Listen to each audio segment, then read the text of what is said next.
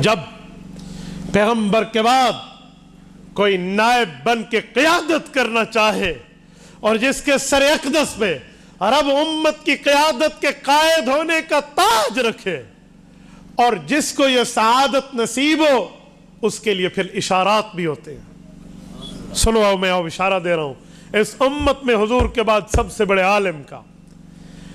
رسالت مآب کی حدیث صحیح بخاری میں موجود ہے، صحیح مسلم، پوری سیاست نہ اٹھا لیں، مختلف طرق کے ساتھ موجود ہے۔ رسالت مآب نے اپنی وفات سے چند لمحات پہلے، دنیا سے پردہ فرما جانے سے کچھ دن پہلے، صحابہ کرام کو اشاروں میں اپنے دنیا سے پردہ فرما جانے کا ذکر فرمایا۔ لیکن اشارہ کیسے دیا؟ یوں نہیں بتایا میرا دنیا سے جانے کا وقت ہے، یوں نہیں فرمایا، بلکہ کیا فرمایا؟ ایک بندے کے نام سے یوں بیان فرمایا۔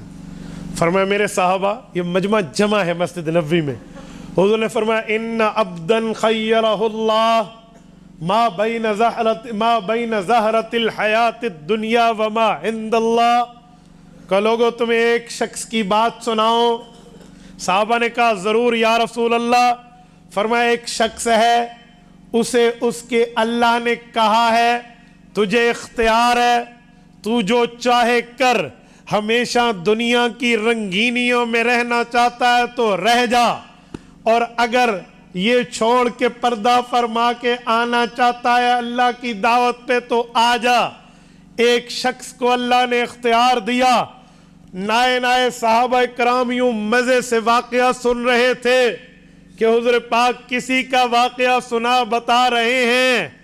فبکا ابو بکر من ناحیت المسجد، ابو بکر صدیق رضی اللہ عنہ جوان نہیں بوڑھے ہیں، اس وقت ان کی عمر 61 سال ہو چکی ہے، ایک کونے میں بیٹھے ہیں، یہ بھی حضور پاک کی بات سن رہے ہیں۔ جب حضور پاک علیہ السلام نے فرمایا، اس بندے نے اللہ کو جواب کیا دیا؟ فاختار ما عند اللہ۔ اس شخص نے اللہ کو عرض کیا میرے مولا مجھے دنیا نہیں چاہیے، میں تیرے پاس آنا چاہتا ہوں۔ باقی وہاں تک نہیں پہنچے جہاں ابو بکر کی سوچ پہنچی ہے، جہاں ابن ابی قحافہ کا بیٹا پہنچا ہے، جہاں بنو تمیم کا سردار پہنچا، جہاں عائشہ کا ابا پہنچا، پیغمبر کے جانشین ابو بکر کی فہم و فراست جہاں پہنچی وہاں کسی اور کی نہیں پہنچی۔ ابو بکر نے سنا، حیران ہوئے، فبقا، دل پہ قیامت گزری کہ ہو حضور پاک کے دنیا سے جانے کا وقت۔ فبقا ابو بکر من ناحیت المسجد، ابو بکر مسجد کے کونے سے رونے لگے۔ ان کے رونے، گڑ گڑانے، ان کی آہوزاری کی آہٹ بلند ہوئی۔ رسول اللہ نے دیکھا، سمجھ گئے کہ میرا یار سمجھ گیا ہے۔ نئے ایمان لانے والے تو ابو بکر کو دیکھ کے حیران ہو رہے تھے، حضور کسی کا واقعہ سنا رہے، بوڑھا ابو بکر رو کیوں رہا ہے؟ لیکن ابو بکر رازدار پیغمبر تھا، دن رات پیغمبر کے شب و روز کا واقف تھا، خلوت و جلوت کا واقف تھا، پیغمبر کی چھپائی، پیغمبر کی اعلانیہ کا واقف تھا، حضر و سفر کا ساتھی تھا۔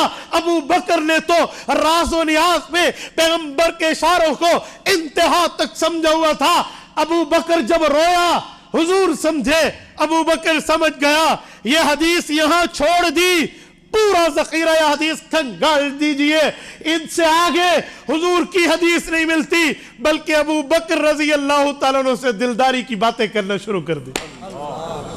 فرمایا لوگو لا تبکین خوقتا فی المسجد الا خوقت ابی بکر۔ مسجد میں صحابہ کرام کے گھروں کے دروازے دو قسم کے تھے، ایک دروازہ گھر سے مسجد نبوی میں کھلتا تھا، ایک باہر کھلتا تھا۔ حضور پاک نے فرمایا لوگو جو گھر کا دروازہ جو تمہارا کھل رہا ہے، مسجد نبوی میں یہ دروازہ بند کر دو، اپنے باہر والے دروازے جاری رکھو۔ الا خوخت ابی بکر، یا دروازہ مسجد میں میرے گھر کا کھلے گا یا ابو بکر کا کھلے گا۔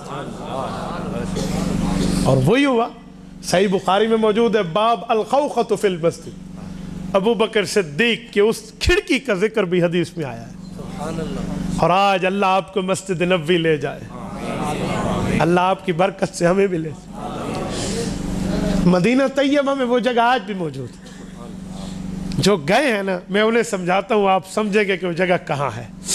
جس جگہ کو اللہ کے رسول نے کھولے جاری رکھنے کا حکم کیا تھا کہ ابو بکر کے گھر کا دروازہ کھلا رہے۔